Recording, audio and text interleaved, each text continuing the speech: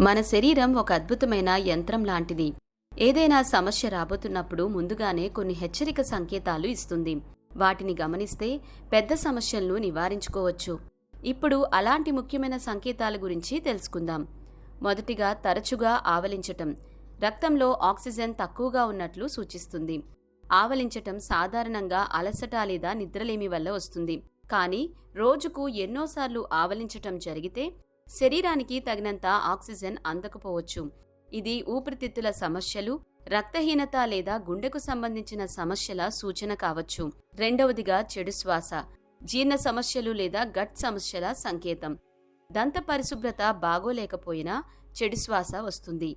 కానీ శరీరం లోపల జీర్ణ సమస్యలు, ఆమ్లం ఎక్కువగా తయారవడం లేదా గట్లో ఇన్ఫెక్షన్ ఉన్నప్పుడు కూడా నోటి నుండి చెడు వాసన వస్తుంది.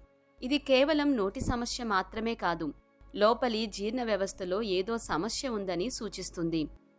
మూడవదిగా చెవుల్లో మోగుడు శబ్దం. అధిక రక్తపోటు ఉన్నప్పుడు వస్తుంది. దీనిని టినిటస్ అంటారు. ఇది తరచూ రక్తపోటు ఎక్కువగా ఉన్నప్పుడు వస్తుంది. రక్తనాళాలపై ఒత్తిడి పెరిగి చెవులకు రక్త ప్రవాహం సరిగా జరగకపోతే చెవిలో మోగుడు శబ్దం వినిపిస్తుంది. దీన్ని నిర్లక్ష్యం చేస్తే హైబీపీ ప్రమాదకర దశకు వెళ్లొచ్చు. నాలుగవదిగా నాలుక మండుతున్నట్లు అనిపించటం. బి విటమిన్ లోపం.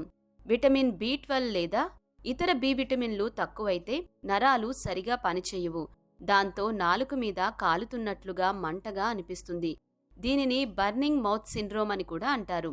సరైన ఆహారం, పప్పులు, గుడ్లు, పాల ఉత్పత్తులు తినాలి. అవసరమైతే విటమిన్ సప్లిమెంట్లు తీసుకుంటే ఇది తగ్గుతుంది. ఐదవదిగా తల తిరుగుడు. రక్తంలో చక్కెర స్థాయి తగ్గటం. షుగర్ పేషెంట్లలో ఇది ఎక్కువగా కనిపిస్తుంది. గ్లూకోజ్ స్థాయిలు తక్కువైతే మెదడుకు సరైన శక్తి అందదు. దాంతో తల తిరుగుడు, బలహీనత వస్తాయి. ఇది డయాబెటీస్ నియంత్రణలో లేదనే సంకేతం కావచ్చు. ఈ లక్షణాలు కనిపించినప్పుడు ఏమాత్రం నిర్లక్ష్యం చేయకుండా సమయానికి డాక్టర్ని సంప్రదిస్తే మన ఆరోగ్యాన్ని కాపాడుకోవచ్చు. ఇంకా మరికొన్ని విషయాలను మరొక వీడియోలో తెలుసుకుందాం.